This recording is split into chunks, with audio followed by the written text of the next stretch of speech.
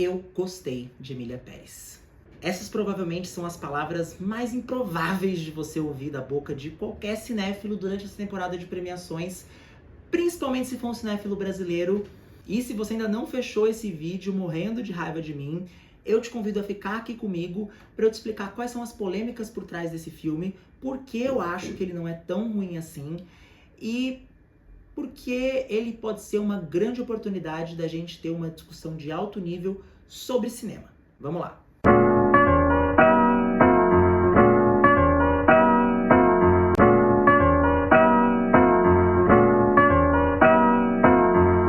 Emília Pérez é um filme do diretor francês Jacques Audiard.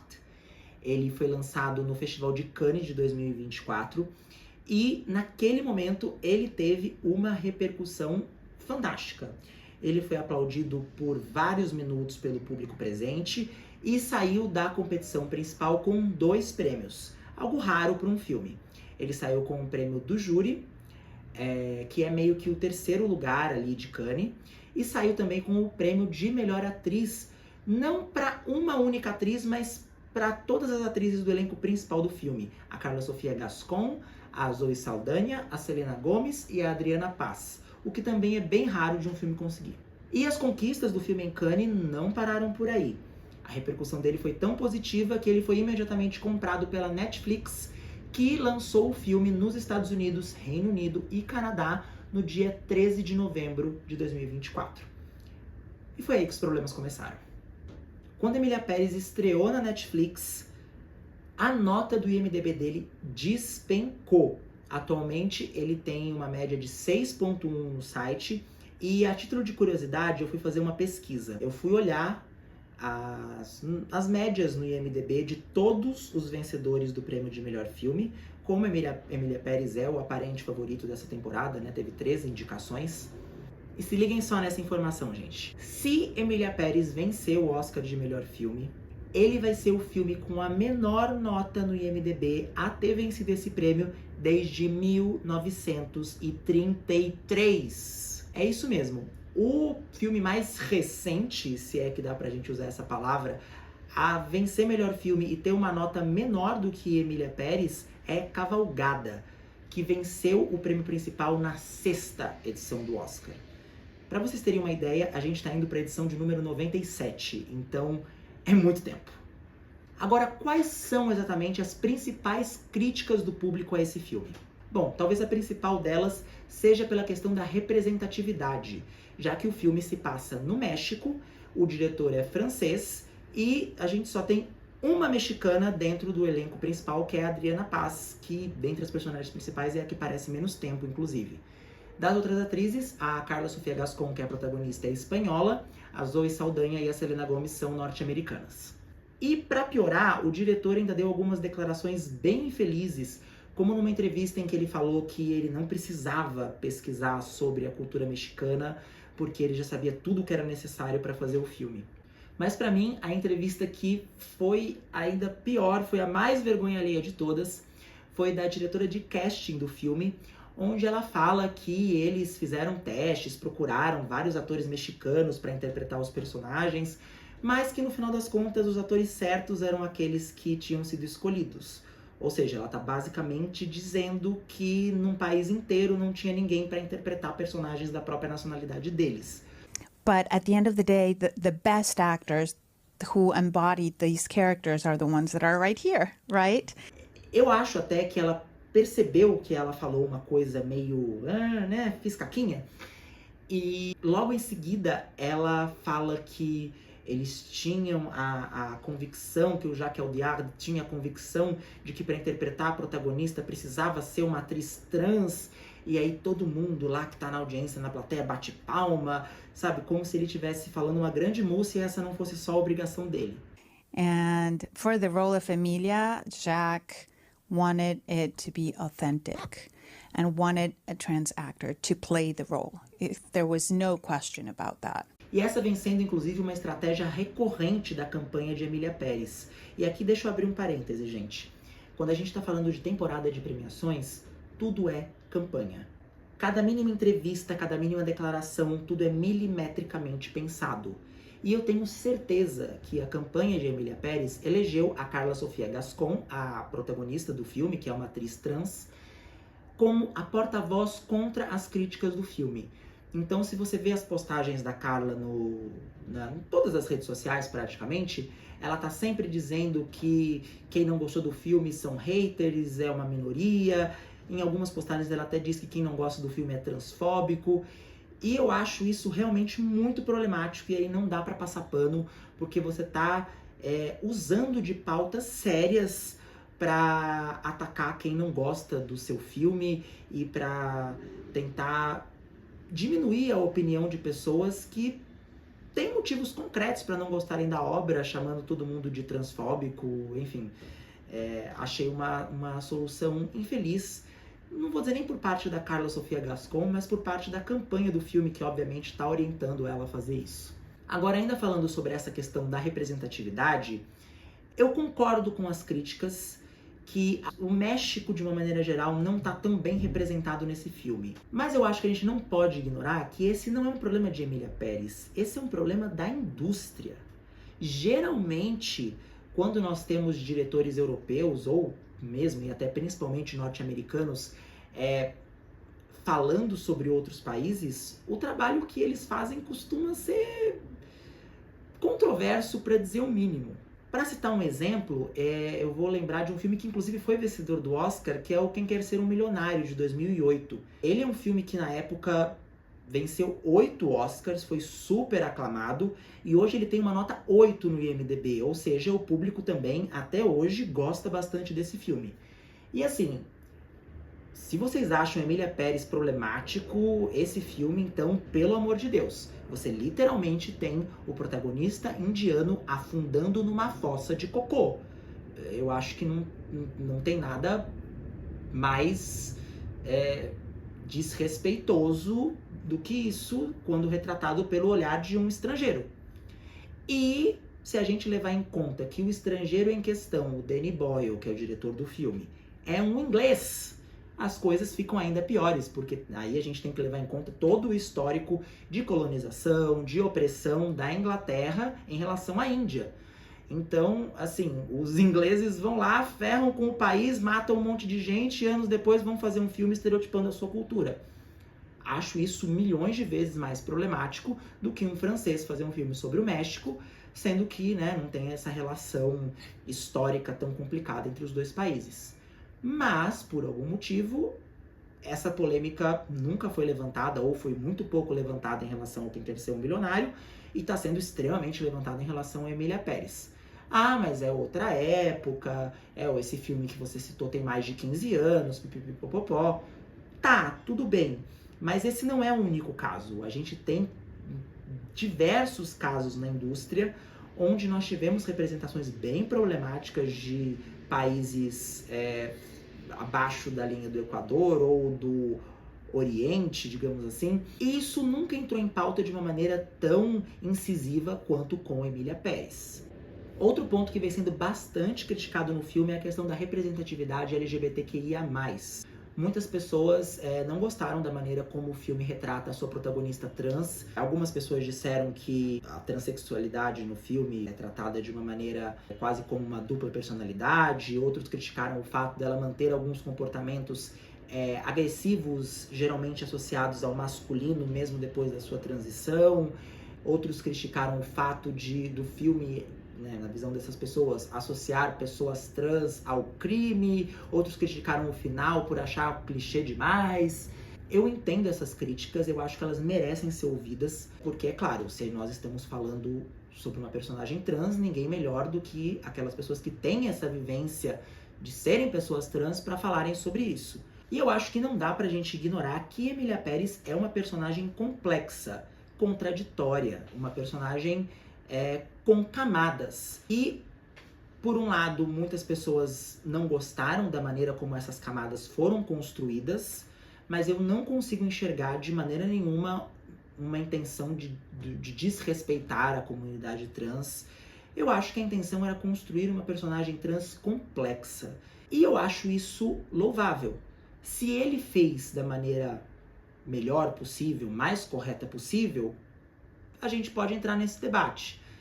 Mas eu realmente acredito que é importante que nós tenhamos personagens complexos de todos os gêneros. Quem ganha com isso é o cinema. Não, eu não acho que esse é o melhor filme para discutir a questão trans, da identidade trans.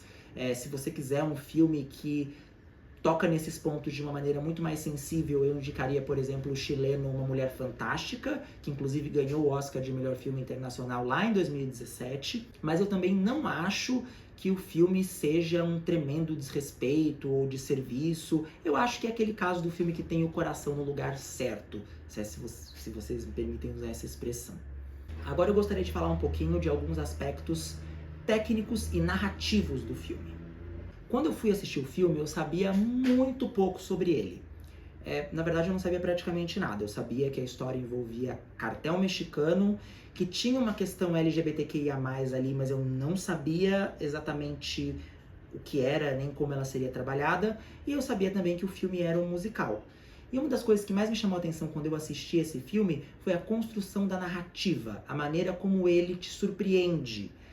Você começa o filme acompanhando 100% a personagem da Zoe Saldanha, tanto é que eu achei durante algum tempo que ela seria a protagonista. Depois o filme te apresenta a Carla Sofia Gascon, e a maneira como a questão transgênero entra no filme é bastante interessante. Eu achei até durante um tempo que o filme seria todo focado nisso, mas aí logo no final do primeiro ato a personagem faz a transição, e aí depois o filme continua falando desse assunto, mas vira um pouco uma outra coisa, vira um drama familiar, aí depois entra uma questão política envolvendo os desaparecidos, aí no final elementos de crime ganham mais destaque. Então eu gostei muito da maneira como o filme passeia pelos seus gêneros e do ritmo com o qual isso acontece. E por falar em ritmo, vamos falar das canções. Uma das principais críticas que o filme vem sofrendo, fora as polêmicas, é sobre as músicas. Muitas pessoas que gostam de musical disseram que as músicas não são boas, não são bem escritas, não tem ritmo. E aqui eu acho que também vale um disclaimer. Eu não gosto de musical. E eu acho que talvez por isso o fato dos números musicais desse filme irem por um caminho menos convencional foi algo que não me incomodou. Eu acho que a proposta desse filme é diferente, por exemplo, de Wicked, que visa sim construir números com músicas memoráveis, que depois você vai abrir ali a trilha sonora do filme e ficar ouvindo no repeat. Eu acho que Emília Pérez é meio que um híbrido entre os musicais tradicionais, tipo Wicked, e aqueles filmes que são inteiramente cantados, sabe? Tipo Sweeney Todd e Os Guarda-Chuvas do Amor. Emília Pérez não é inteiramente cantado, mas a maneira que a música é usada no filme me remeteu a esses outros filmes, porque ela não é usada com a intenção de construir uma música memorável que vai ficar na cabeça do espectador. O ritmo musical, ele é usado para dar cadência para as cenas enquanto a ação é desenvolvida. Por exemplo, no número musical da... Não acredito que eu vou falar essa palavra. No número musical da vaginoplastia, muitas pessoas falaram, mas essa letra é horrível, não tem musicalidade, não tem ritmo, não tem pipipê, não tem pipipê. Mas eu acho que a intenção não é que você pega aquela música e vá ouvir no seu fone. A intenção é que a música traga ritmo para aquela ação ser desenvolvida. E eu acho que o filme faz isso muito bem. E outro momento em que o filme faz isso muito bem é na performance de El Mal, que a Zoe Saldanha fica subindo nas mesas e brincando ali com aqueles ricaços que estão naquele evento.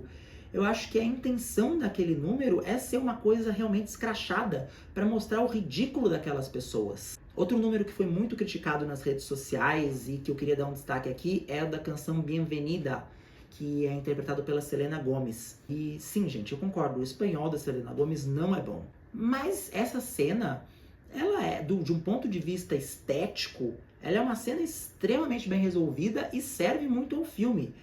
O jogo de luzes, os movimentos de câmera, a montagem, a alternância entre os dois cenários, do quarto da personagem da Selena Gomez e daquele ambiente escuro com as pessoas dançando em volta, tudo aquilo representa muito bem o aspecto interno da personagem. aquela dualidade com que a personagem vive, ela que passou muito tempo numa relação abusiva e que agora tem a chance de se libertar e viver um outro tipo de relação, mas ela ainda carrega um pouco daquela essência, daquele ambiente onde ela viveu por tanto tempo junto com ela. Em termos estéticos, aquela cena exemplifica isso com perfeição.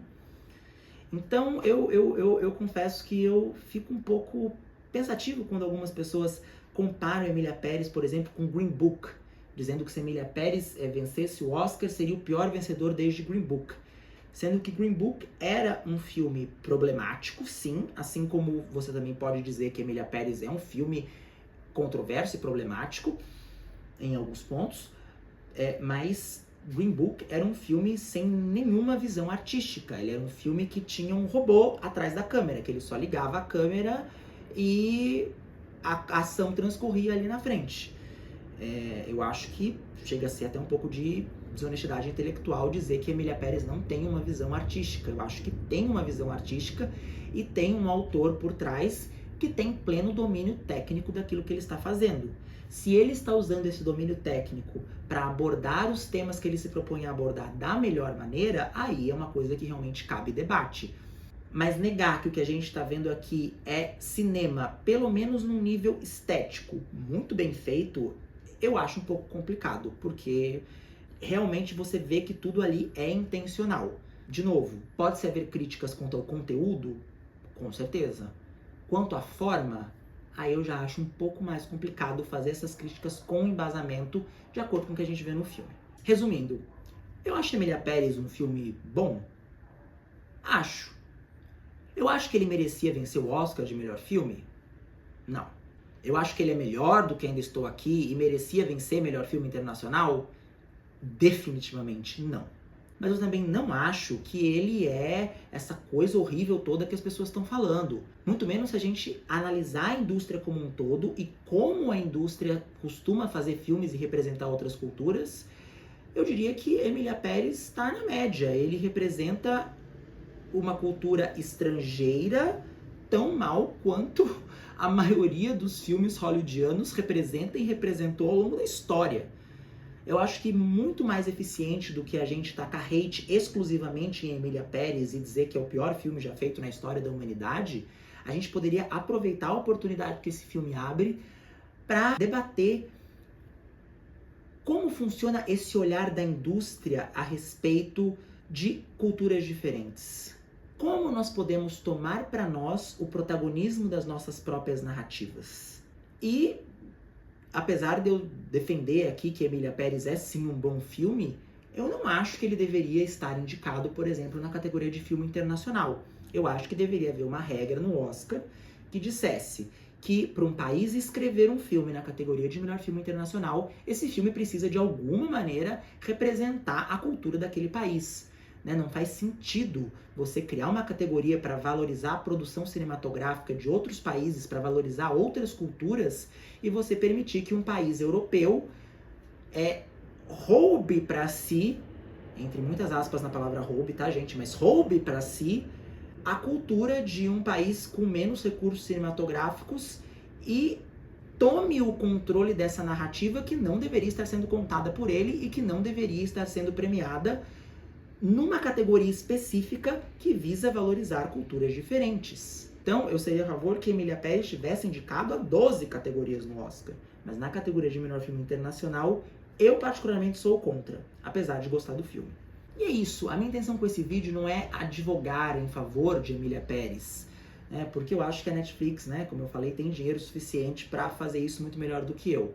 A intenção é lançar outros olhares, um olhar menos maniqueísta sobre o filme e um olhar mais de analisar como ele reflete problemas da indústria e como esses problemas se encaixam na realidade da produção cinematográfica de um mundo globalizado, como é o mundo aqui, nós já estamos na terceira década do século XXI. E de novo, gente, se você odeia Emília Pérez e acha que tudo que eu falei aqui é uma bobagem, que nada importa, beleza.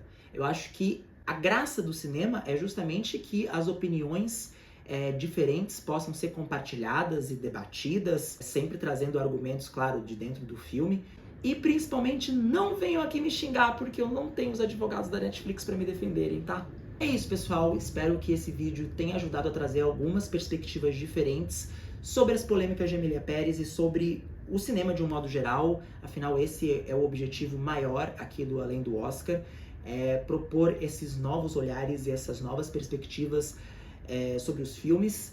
Se você gosta desse tipo de conteúdo, deixa o seu like aqui no vídeo, se inscreve no canal, siga a gente também nas nossas redes sociais e até a próxima!